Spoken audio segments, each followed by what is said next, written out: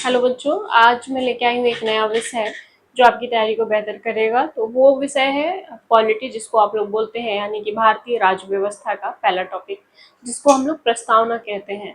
क्या रीजन था प्रस्तावना को लागू करने का? क्यों कहा जाता है कि प्रस्तावना भारतीय संविधान का मूल अंश है? यानी अगर आपने प्रस्तावना नहीं समझा तो भारतीय संविधान को नहीं समझा। आखिर ऐसा क्यों कहा जाता है? क्या रीजन होता है? और इतनी छोटे से प्रस्तावना में कौन कौन से तत्व समाहित है जिसके बारे में कहा जाता है कि 395 अनुच्छेद समाहित है इसमें। आप सभी को पता है कि भारतीय संविधान में 395 अनुच्छेद थे मूल संविधान में। अभी तो 465 66 सब क्लॉज ऐड होते जाते हैं और वो बढ़ते जाते हैं। लेकिन अगर हम मूल की भी बात करें तो भारतीय संविधान के जो 395 अनुच्छेद हैं वो लगभग प्रस्तावना में इंक्लूड है। मतलब एक पेज की प्रस्तावना में 395 इंक्लूड होना, आप समझ रहे हैं कितनी बड़ी बात है। तो आखिर क्यों लागू किया गया था? क्या रीजन था? इसे प्रस्तावना या उद्देशिका प्रस्ताव कहा जाता है ना। उद्देश्य का क्या मतलब होता है? उद्देश्य क्या है? यानी प्रस्तावना का मतलब ये हो गया, यानी उद्देशिका का मतलब ये हो गया कि भारतीय संविधान को लागू क्यों किया जा रहा है, क्या उद्देश्य है इसे लागू करने का, है ना। तो इन सभी चीजों पे हम लोग थोड़ा सा चर्चा करेंगे। तो आइए स्टार्ट करते हैं। और कौन पेश किया था? 13 दिसंबर 1946 को पंडित जवाहरलाल नेहरू ने पहली बार उद्देशिका प्रस्ताव को भारतीय संविधान के इस पर पटल पर रखा विचार करने के लिए कि हमें लागू करना चाहिए या नहीं लागू करना चाहिए। तो आइए स्टार्ट करते हैं। जो पहला आप टॉपिक देखेंगे इसमें क्या है? प्रस्तावना कहेंगे हम लोग। प्रस्तावना या उद्देशिका प्रस्ताव कहा जाता है, ठीक है। इसको हम लोग कई सारे भागों में बांट करके देखेंगे। जैसे कि हम लोग पहला टॉपिक इसमें देखेंगे कि शक्ति का स्रोत क्या है। पहला जो हम लोग देखेंगे क्या? शक्ति का स्रोत। तो शक्ति का स्रोत क्या है भाई? जैसे ही आप देखोगे प्रस्तावना शुरू होता है तो आपने देखा होगा कि लिखता है हम भारत के लोग। यानी भारत में शक्ति का स्रोत कौन है? भारत के लोग हैं, भारत की जनता है। तो अगर हम लोग इसकी शुरुआत की बात करें तो पहला जो देखेंगे कि हम भारत के लोग, इस शब्द के साथ ही प्रस्तावना शुरू होती है कि हम भारत के लोग, यानी भारत के लोग ही सर्वे सर्वा है, भारत के लोग ही सब कुछ है। हम ही संविधान को शक्ति भी प्राप्त करते हैं और हम ही उसे संचालित भी करते हैं, ठीक है। तो ये हमने समझा कि स्रोत क्या है, तो भारत के लोग। शक्ति का स्रोत क्या है इसके? तो भारत के लोग, ठीक है। दूसरा, अगर इसमें हम लोग शब्द की बात करें तो दूसरा शब्द जो देखेंगे हम लोग, स्वरूप। स्वरूप का क्या मतलब होता है और कैसा होना चाहिए, स्वरूप कैसा होना चाहिए भारतीय संविधान का, इन सारी चीजों पे चर्चा किया गया। अब इसमें थोड़ा सा हम लोग लिख लेते हैं। जैसे कि अगर हम लोग स्वरूप की बात करें कि स्वरूप कैसा है भारतीय संविधान का, तो वो हम लोग कहेंगे कि संप्रभु प्रभुत्व संपन्न। यानी भारत किसी भी आक्रमण या किसी बाह्य क्षेत्र के दबाव में नहीं है, वो खुद में संपन्न है, खुद के निर्णय लेने के लिए संपन्न है। तो क्या है? संप्रभुत्व संपन्न है। तो पहला क्या है इसका स्वरूप कैसा है?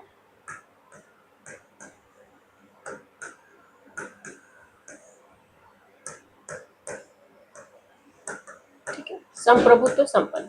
दूसरा अगर हम लोग बात करें तो दूसरा जो स्वरूप है, समाजवादी। समाजवादी शब्द का क्या अर्थ होता है और क्यों इसको रखा गया है? समाजवादी शब्द का क्या मतलब होगा? समाजवादी शब्द का मतलब होगा कि एक ऐसा संविधान जो गांधी और नेहरू के विचारों से प्रेरित था। जो गांधी और नेहरू के विचारों से प्रेरित इन द सेंस कि वो चाहते थे कि भारतीय जो व्यवस्था है, भारतीय जो संविधान है, वो समाजवाद के आधार पे चले, है ना। यानी सामाजिक व्यवस्था को देखते हुए और सभी को समान समाज में एक स्वरूप में रखने की बात कही गई है। यही अगर हम लोग दूसरे अर्थ की बात करें यानी दूसरे स्वरूप की बात करें तो यहाँ लिखेगा पंथ निरपेक्ष। क्या मतलब होता है पंथ निरपेक्ष का? पंथ निरपेक्ष का मतलब ये होता है कि एक ऐसा देश जिसका अपना कोई धर्म ना हो। पंथ निरपेक्ष का तात्पर्य धर्मनिरपेक्षता से होता है।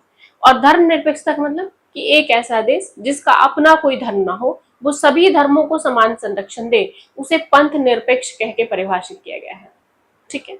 अगर अगली हम लोग इस पे चर्चा करें तो कहेगा लोकतंत्र। क्या कहेगा? लोकतंत्र। क्या मतलब होता है लोकतंत्र का? लोकतंत्र से क्या अभिप्राय है? लोकतंत्र का अभिप्राय ये है कि हम स्वतंत्र हैं, हमें अधिकार है, हमें उन सभी चीजों का अधिकार है और इसी लोकतंत्र की अवधारणा से निकल के आया हुआ है क्या, इसी लोकतंत्र की अवधारणा से क्या निकल के आया हुआ है, मौलिक अधिकार, है ना। अभी हम लोग मौलिक अधिकार भी थोड़ा सा एक नजर डालेंगे उस पर। तो ये मौलिक अधिकार इससे निकल के आया है। दूसरी अगर हम लोग लास्ट इसमें स्वरूप में बात करें तो वो है गणतंत्र। क्या है, गणतंत्र। गणतंत्र का मतलब क्या होता है, जिस राष्ट्र का राष्ट्राध्यक्ष निर्वाचित होता हो उसे गणतंत्र कहा जाता है। ठीक है, तो हमने समझा पंथ निरपेक्ष को, यानी एक ऐसा राज्य जिसका अपना कोई धर्म ना हो। राज्य शब्द का तात्पर्य यहाँ राष्ट्र से होता है। पॉलिटी में हर जगह राष्ट्र शब्द के लिए राज्य शब्द का उपयोग किया गया। दूसरा है लोकतंत्र। लोकतंत्र का मतलब ये होता है कि जनता का जनता के लिए शासन करना। जैसे अब्राहम लिंकन का एक बहुत फेमस कोट्स है, उन्होंने बोला है जनता का जनता के द्वारा जनता पर शासन करना, है ना। तो ये चीजें, और लोक गणतंत्र का मतलब होता है, गणतंत्र का अर्थ ये हो जाएगा कि जिस राष्ट्र का राष्ट्राध्यक्ष निर्वाचित, राष्ट्राध्यक्ष का मतलब राष्ट्रपति, राष्ट्रपति क्या होते हैं, निर्वाचित होते हैं, तो वो क्या है, गणतंत्र देश कहलाएगा।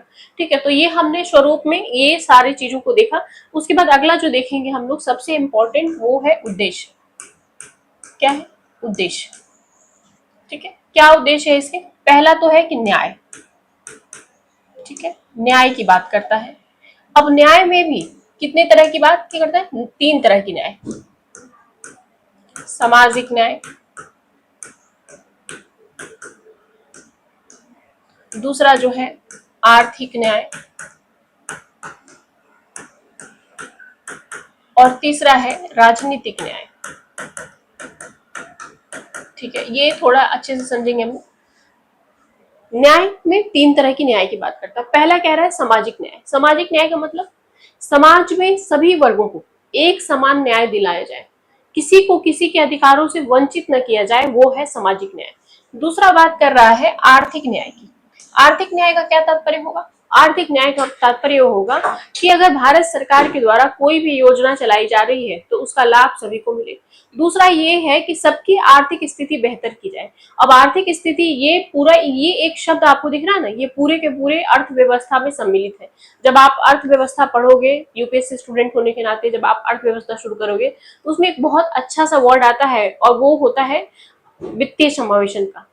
ये आर्थिक न्याय वित्तीय समावेशन प्रदान करेगा, यानी हर किसी को अधिकार है कि उसकी आर्थिक स्थिति बेहतर हो सके। उसके लिए राज्य सरकार और जो भारत सरकार है दोनों ही प्रयास करेंगे, और इनके प्रयासों को सुलभ बनाने के लिए आरबीआई भी काम करती है। आरबीआई के जो 24 जो है 20 निदेशक मंडल है वो भी काम करते हैं इस पे, आरबीआई के गवर्नर से लेकर के वित्तीय समावेशन। जैसे कि आप लोगों ने सुना होगा कि पीजे नायक कमेटी के अध्यक्षता में जो है 2014 में जनधन को लॉन्च किया गया।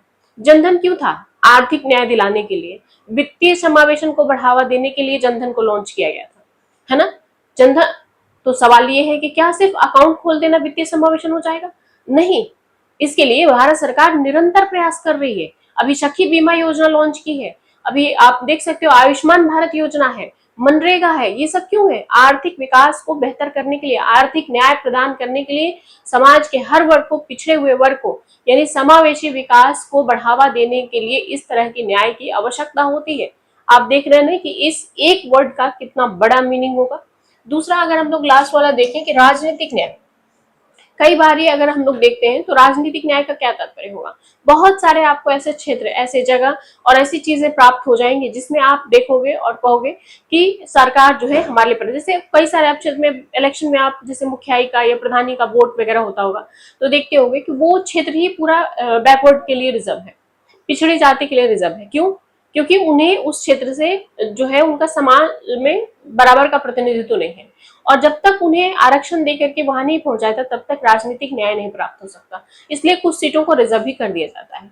तो ये कह सकते हैं कि राजनीतिक न्याय है जो रिजर्वेशन, जैसे महिलाओं को जो दिया जा रहा है 35% का आरक्षण दिया गया है ना, 33% का आरक्षण दे रहा है, नारी शक्ति वंदन अधिनियम पारित हुआ, और उसके तहत कि जब अगली जनगणना के बाद जो है लोकसभा की सीटों में बदलाव किया जाएगा और महिलाओं को 33% आरक्षण दिया जाएगा।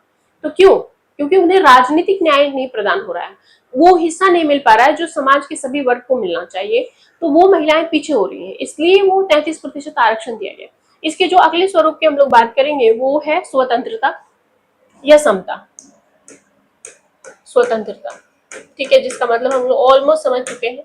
तीसरा जो देखेंगे सबसे इंपॉर्टेंट, समता। समता का अधिकार। क्या होता है समता?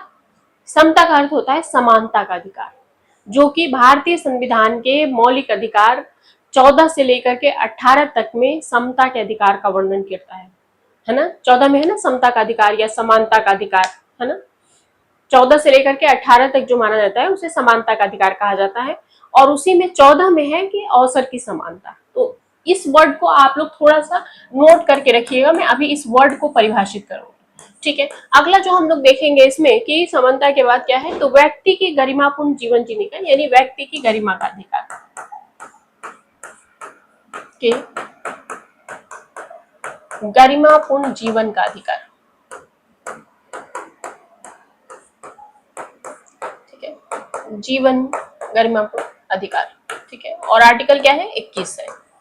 जैसा कि आप सभी जानते हैं, गरिमापूर्ण जीवन जीने का मतलब ये नहीं है कि सिर्फ आप अच्छे नौकरी करो, अच्छे से खाओ, अच्छे घूमो, नहीं, इसमें सब कुछ आता है। आपको पता होना चाहिए कि व्यक्ति के गरिमापूर्ण जीवन में 21 में शिक्षा का अधिकार भी शामिल है, अच्छे पर्यावरण में रहना भी आपके गरिमापूर्ण जीवन का अधिकार शामिल है, एक अच्छा भोजन, एक अच्छा वातावरण में काम करना, स्वच्छ जल ग्रहण करना, स्वच्छ वातावरण होना, इवन जीवन साथी चुनने का अधिकार भी आपके आर्टिकल 21 के तहत आता है। तो आर्टिकल 21 का दायरा जो बहुत बड़ा है। अभी हाल फिलहाल में एक केस ऐड हुआ है कि डिजिटल जो है क्या बोलते हैं, नागरिक का मौलिक अधिकार है डिजिटल होना, और वो किसके तहत, अनुच्छेद 21 के तहत।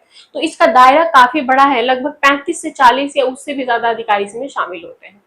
तो कई सारी चीजें हैं जो आगे हम लोग इस सेशन में देखेंगे। अगला जो इसमें हम लोग देखेंगे वो है बंधुत्व। बंधुत्व का क्या मतलब होता है, यानी भाईचारे का प्रावधान करता है कि भाईचारा शब्द कैसा होना चाहिए, भाईचारा क्या है, और लोगों को आपसी एकता के साथ मिलकर रहना चाहिए। और अंतिम है एकता और अखंडता को बनाए रखना, किसके, देश के, देश की एकता और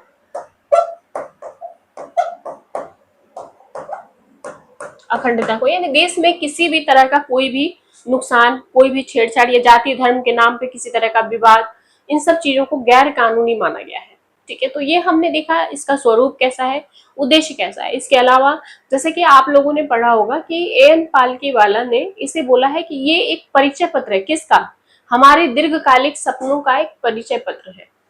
यानी हमने जो सोचा था उसका क्या है, एक इंट्रोडक्शन फॉर्म है, ये इंट्रोडक्शन लेटर है ये, है ना। जैसे हम कहीं जाते हैं तो अपना इंट्रो देते हैं, तो वैसे ही अगर प्रस्तावना क्या है, संविधान का इंट्रोडक्शन है, परिचय पत्र है एएन पालिका के अनुसार। फिर उसके अलावा अगर आप अल्लादी कृष्ण स्वामी के अंतर्गत आप देखोगे तो उन्होंने बोला हुआ है कि ये हमारे दीर्घकालीन सपनों का एक बाजार है, यानी हमने जो सपना देखा था वो पूरा हुआ। प्रस्तावना से रिलेटेड दो बड़े केसेस है, एक है आपको यहाँ पे मैं लिख रही हूँ, पहला जो केस आया था 1960 में, जिसका नाम है बेरूबाड़ी संघ, बेरूबाड़ी संघवाद, ठीक है।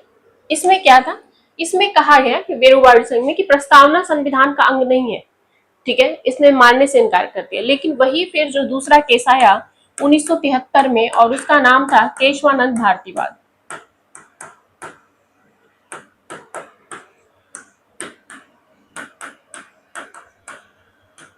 ठीक है। इसमें मान लिया कि प्रस्तावना संविधान का अंग है और इसमें संशोधन हो सकता है, लेकिन इसके मूल ढांचे में कोई संशोधन नहीं किया जाएगा। इसी के बाद से 42वां संविधान संशोधन, कितना, 42वां संविधान संशोधन, 42वां संविधान संशोधन 1976 के द्वारा, कब, 1996 के द्वारा 3 शब्द जोड़े गए, और वो 3 शब्द कौन से हैं, समाजवादी, ठीक है, दूसरा है पंथ निरपेक्ष, ठीक है, पंथ निरपेक्ष, और तीसरा है आपको अखंडता,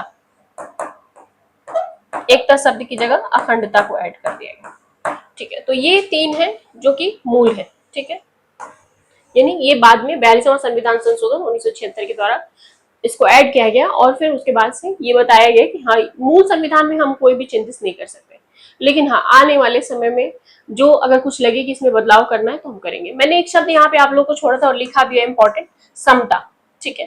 क्या है भाई समता का अधिकार, क्या है, आर्टिकल 14 क्या है और क्यों है, क्या समता सापेक्ष है या निरपेक्ष है, क्या मतलब होता है सापेक्ष का और क्या मतलब होता है निरपेक्ष का, इन सभी चीजों पे देखेंगे। जैसे कि मान लो सपोज मैं आपको बता रही हूँ कि जैसे हम लोग भारतीय संविधान में वैसे तो भाग 3 के तहत, मैं अगले स्लाइड पे चलती हूँ, लिख देती हूँ, थोड़ा सा इसको हम लोग जान लेते हैं। ये है मूल अधिकार। कौन सा? मूल अधिकार। ठीक है, मूल अधिकार टोटल है किसमें? भाग 3 और अनुच्छेद 12 से लेकर के 35 तक दिया हुआ है, जिसमें अभी हम लोग आज जो बात कर रहे हैं वो 14 की बात कर रहे हैं। यानी कि हम लोग बात कर रहे हैं आर्टिकल 14 या अनुच्छेद 14, समानता का अधिकार।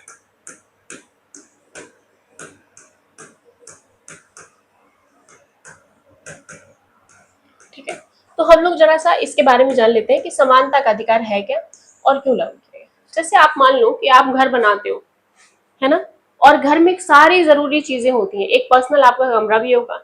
तो जब संविधान लिखा गया तो ये तो हम लोगों ने देख लिया कि हाँ, संविधान की शक्ति का स्रोत कौन है? भारत के लोग हैं। क्या स्वरूप है, क्या उद्देश्य है इसको लागू करने का? तो घर तो बन गया था, लेकिन उसमें एक आपका पर्सनल कमरा भी होना चाहिए था, और वो पर्सनल कमरा है मौलिक अधिकार। यानी आप कह सकते हैं कि तूफानों के बीच से कश्ती निकाल के लाना। तो ये हमारी कश्ती है जो हमें हर तूफान से आगे हटाएगी, दूर करेगी। इन सब चीजों के बारे में हम लोग बात करेंगे। तो समानता का जो अधिकार है 14 से 18 तक, 14 में है समानता का अधिकार, 15 में है कि जाति, धर्म, लिंग या स्थान के नाम पे किसी के साथ कोई भेदभाव नहीं किया जाएगा, 16 है कि अवसर की समानता, 17 है कि अस्पृश्यता यानी कि किसी के साथ छुआछूत, भेदभाव इस तरह का करना कानूनन अपराध, और 18 है उपाधियों का अंत। यानी उपाधियों का अंत इन द सेंस हो जाएगा कि आप सभी समान हैं, किसी के लिए कोई उपाधि नहीं है, इसको समाप्त किया गया। फिलहाल आज हम लोग प्रस्तावना से जुड़ा हुआ है ये समता शब्द, तो हम लोग समता का अर्थ आज देखेंगे कि समता मतलब होता क्या है, और सबके लिए समान होता है, किसी एक के लिए होता है, या कैसा होता है ये, इसके बारे में थोड़ा सा चर्चा कर लेते हैं। तो हम लोग ये कह सकते हैं कि जो समता का अधिकार है वो सभी के लिए समान है। मैं यहाँ लिख देती हूँ,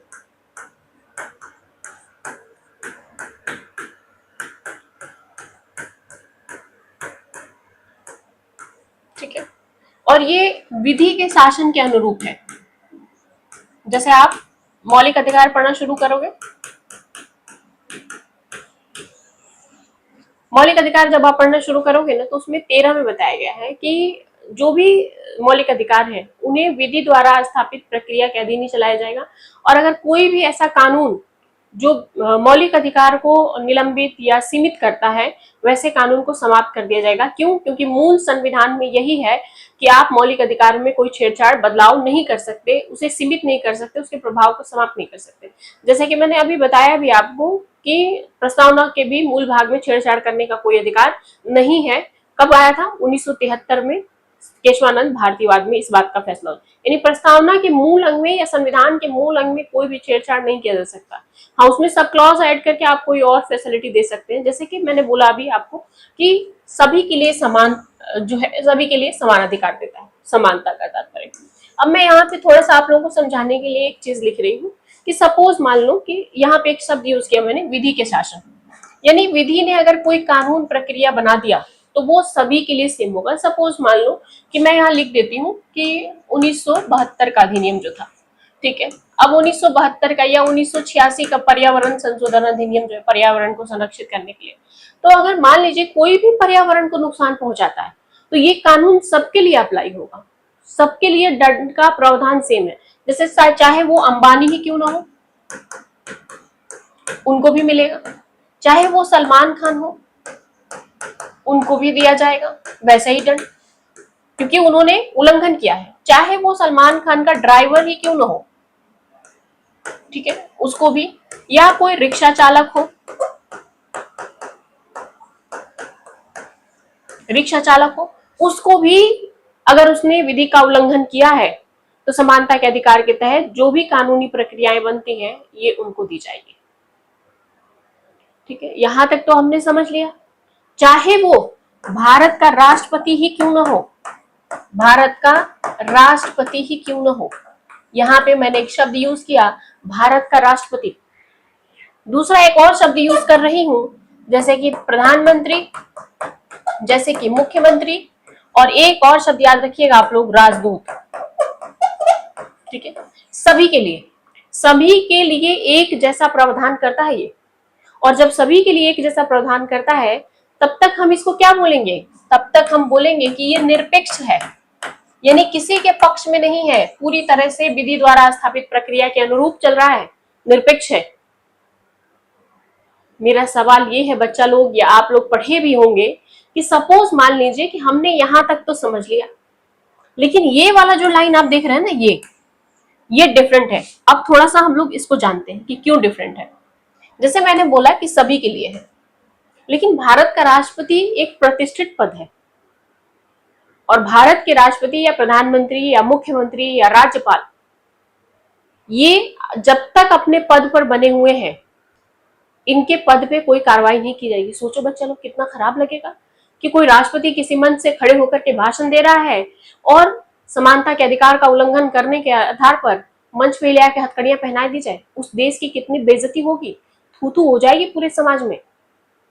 इसी को लेकर के कुछ अपवाद यहाँ जुड़े हुए हैं, और जब अपवाद जुड़ेगा तो उसको हम लोग सापेक्ष कहेंगे। अब यहाँ पे सापेक्ष समानता का अधिकार सिद्ध होता है कब, जैसे मान लीजिए मैंने बताया कि राष्ट्रपति है, ठीक है, या राज्यपाल लिख देती हूँ, ठीक है। अब इनका क्या है कि राष्ट्रपति और राज्यपाल को अगर हम लोग देखें तो ये जब तक अपने पद पर रहेंगे कोई भी आपराधिक मामला नहीं चल सकता, ठीक है। उसके अलावा अगर हम लोग इनके दूसरे इसके बात करें कि ठीक है हमने एक तो देख लिया कि पद पे, तो क्या ये पद पे रहेंगे तब तक नहीं चलेगा, नहीं, इनके ऊपर इसलिए नहीं चलाया जा सकता कि बहुत सारे ऐसे अपराध ऐसे होते हैं कि जो विपक्षी दल सिर्फ इस आधार पे लगा देता है कि आप विपक्ष के नेता है ना। तो जब तक वो सिद्ध नहीं हो जाता तब तक इन पे कोई कार्रवाई नहीं चलाई जाती। दूसरा ये है कि इनको नोटिस दे दिया जाता है, 14 दिनों के भीतर ये अपने पद से इस्तीफा दे देते हैं और उसके बाद कार्रवाई की जाती है, इसीलिए सापेक्ष हो जाता है, थोड़ा सा लिबरल हो जाता है इनके लिए। क्यों? क्योंकि प्रतिष्ठित ब्रिटेन के संविधान में एक शब्द है, या राजतत्व जब था, यानी राजतंत्र वहां पे जब ब्रिटेन में हुआ करता था, तो उस समय एक शब्द यूज किया गया था, king can do wrong, king can do no wrong, यानी राजा कभी कोई गलती नहीं कर सकता। और जब राजा गलती करी, कैसे नहीं करेगा, क्योंकि राजा तो कोई काम करता ही नहीं है, राजा के अधिकारी के द्वारा काम किया जाता है। और जब राजा काम नहीं करता है तो फिर कैसे हम मानेंगे कि वो गलत हो गया या डायरेक्ट मुकदमा चलाएं। तो कई बार तो आप अगर देखो किसी राजनेता या किसी के खिलाफ अगर मुकदमा चल रहा है, 20 मुकदमा चल रहा है तो 10 तो फर्जी है ना, ऐसा होता है कि किसी आरोप में किसी, तो जब तक सिद्ध नहीं हो जाता तब तक इसे नहीं अप्लाई किया जाता। तो ये हमने देखा है एक अपवाद कि जब तक अगर अपने पद पे बने हुए हैं तब तक। दूसरा अगर हम लोग देखेंगे कि हिरासत में नहीं लिया जा सकता इनको, यानी इनको जेल में नहीं डाला जा सकता जब तक कि सिद्ध ना हो जाए,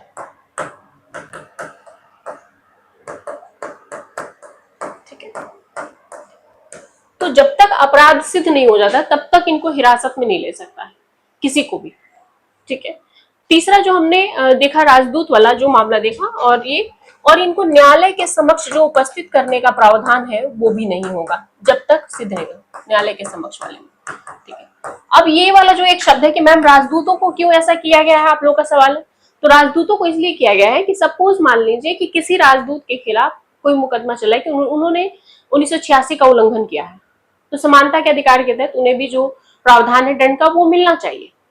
लेकिन इसलिए नहीं, सपोज मान लो कोई पाकिस्तान का राजदूत है, कोई अमेरिका का राजदूत है जो भारत में रह रहा है, और जब भारत में रह रहा है और उस पर बिना किसी जांच और किसी इसकी प्रक्रिया के कार्रवाई हम कर देते हैं तो वॉर वाली स्थिति उत्पन्न हो जाती है, रिलेशन खराब हो जाएंगे, रिश्ते खराब हो जाएंगे।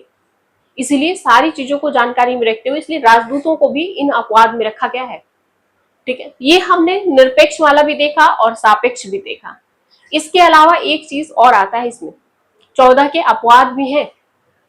कई जगह ऐसे होते हैं जहां समानता के अधिकार मिल ही नहीं पाते लोगों को, इक्वलिटी आ ही नहीं रही है समाज में।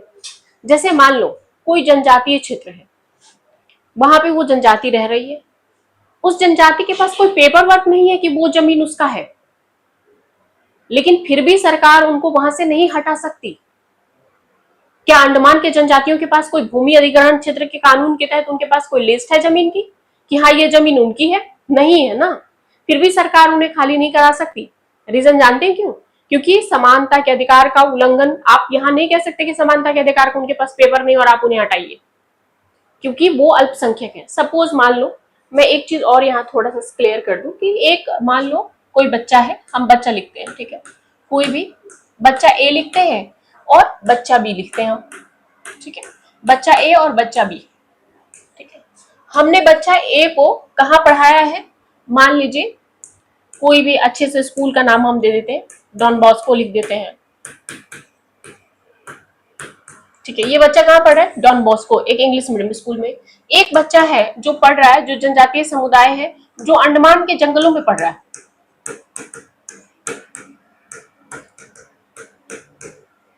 ठीक है। यहां तक तो ठीक था, दोनों पढ़ रहा है, दोनों की जितनी कैपेबिलिटी है उस हिसाब से पढ़ रहा है। लेकिन दूसरी अगर हम लोग बात करें कि दोनों ही बच्चा यूपीएससी की तैयारी करने लगता है, ठीक है। जब यूपीएससी की तैयारी करेगा तो पहले सबसे पहले क्या करेगा, फॉर्म भरेगा, ठीक है। जब फॉर्म भरेगा तो इस बच्चे के लिए सपोज मान लो, ऐसा यूपीएससी हालांकि करता नहीं है, स्टेट बेसिस में होता है, कि इस यूपीएससी के फॉर्म का जो फी है वो 1000 रुपए है इस बच्चे के लिए।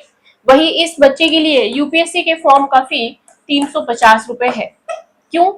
आप यहाँ ये नहीं कह सकते कि ये समानता के अधिकार का उल्लंघन कर रहा है। रीजन ये है यहाँ पे कि अगर इस बच्चे को नहीं दिया जाएगा तो इसकी कैपेबिलिटी नहीं है और वो शिक्षा के अधिकार से वंचित रह जाएगा, समाज में समानता स्थापित नहीं हो पाएगी, इक्वालिटी नहीं आ पाएगी। यही रीजन था आरक्षण के प्रावधानों को लागू करने का, ठीक है। अगर दूसरी बात, अब चलो ठीक है भाई, अब एग्जाम देता है बच्चा, अगर इस बच्चे को सिलेक्शन के लिए मान लीजिए कि मैं यहाँ पे लिख देती हूँ, सिलेक्शन के लिए इस बच्चे को 800 मार्क्स जरूरी है और इस बच्चे ने 800 मार्क्स लेके आए, ठीक है। वहीं पे इस बच्चे को सिलेक्शन के लिए ओनली 500 या 550 आप मान सकते हैं सिलेक्शन हो जाएगा उसका। आप यहाँ ये नहीं कह सकते कि समानता के अधिकार का उल्लंघन हो रहा है। क्यों? क्योंकि आपने पढ़ा हुआ है डॉन बॉस्को से और उसने जंगलों में बैठ के पढ़ाई की है। आधारभूत संरचना जो शिक्षा का ढांचा है वो उसका कमजोर है। अगर सरकार उसके लिए नहीं देती है, वो आरक्षण का प्रावधान नहीं करती, उन नीतियों को नहीं लागू करती है, तो फिर समाज में इक्वालिटी नहीं आ पाएगी। वो निरंतर वैसे ही जंगल का एक वासी बन के रह जाएगा, जो पुराने जमाने में आदिमानव जैसे हुआ करते थे, कंदमूल खा के और कृषि करके अपना जीवन यापन किसी तरह से जैसे उसके पूर्वज किए हैं, वो भी बाध्य हो जाएगा उन चीजों के लिए। तो सरकार समानता को स्थापित करने के लिए कहीं कहीं इस तरह के प्रयास भी करती है और कदम भी उठाए हुए। इसे समानता के उल्लंघन के अधिकार में आप नहीं देख सकते हैं, ठीक है। तो देख रहे होंगे बच्चा लोग कि ये एक शब्द कितना बड़ा मीनिंगफुल है। वैसी प्रस्तावना के हर एक शब्द का अपना एक अलग मतलब है, जो मैं अगले वीडियो में आप लोग को बताऊंगी, ठीक है। जैसा कि हम लोगों ने स्टार्ट किया भारतीय प्रस्तावना से, ठीक है। हमने देखा कि शक्ति के स्रोत क्या है, इन सब चीजों को। दूसरा देखा हमने कि स्वरूप कैसा होना चाहिए, जैसे संप्रभुत्व संपन्न है, समाजवादी है, पंथ निरपेक्ष है, लोकतंत्र है, गणतंत्र है। ये शब्द सभी को पता होगा। अब्राहम लिंकन का एक बहुत फेमस कोट है कि जनता के लिए, जनता के द्वारा शासन किया जाना ही लोकतंत्र कहलाता है। और भारत का सबसे पहला अगर राज्य हम लोग बोले तो अंग महाजनपद शासन काल में बज्जी महाजनपद था, जो कि लोकतंत्र और गणतंत्र दोनों था, ठीक है। जाहिर सी बात है कि जब गणतंत्र होगा तो लोकतंत्र भी होगा, ठीक है। दूसरा है कि हमने ये पढ़ा उद्देश्य और न्याय की बात की हमने, तो 3 तरह की न्याय है, सामाजिक न्याय, आर्थिक न्याय और राजनीतिक न्याय, जिसको हमने एक एक करके समझा। आर्थिक न्याय का मतलब कि समाज के सभी वर्गों की अर्थव्यवस्था को बेहतर करना, और सरकार उसके लिए निरंतर प्रयास कर रही है। मुद्रा योजना जैसी योजनाओं को, जनधन, आयुष्मान, आपको मनरेगा, ये सब क्या है, ये सब आर्थिक विकास को ही, या आप कह सकते हैं आर्थिक न्याय को बराबर करने के लिए ही लिया गया है। राजनीति का मैंने एक अच्छा उदाहरण दिया आप लोगों को, जैसे कि महिलाओं के लिए जो आपको मिल सकता है कि 33% का। उसके अलावा जैसे कि बिहार पहला राज्य था जिसने पंचायती राज व्यवस्था के तहत 35% महिलाओं को राजनीति में बराबरी की भागीदारी के लिए, समानता लाने के लिए, समता स्थापित करने के लिए दिया था 2006 में। तो ये सारी चीजें। उसके अलावा मैंने एक समता शब्द को यहाँ पे बहुत अच्छे से आप लोगों को परिभाषित कर दिया। व्यक्ति के गरिमापूर्ण जीवन जीने का अधिकार, आर्टिकल 21 को मैंने परिभाषित किया कि क्या होता है। उसके अलावा बंधुत्व क्या है और एकता और अखंडता शब्द को, ठीक है। यहाँ पे हमने समानता के अधिकार को यानी मूल अधिकार को पढ़ा और समझा भी, ठीक है। तो ये कई सारी चीजें थी जो आपकी तैयारी को बेहतर करने का प्रयास करेगी। मैं फिर मिलूंगी अगली वीडियो में एक नए टॉपिक के साथ। Thank you.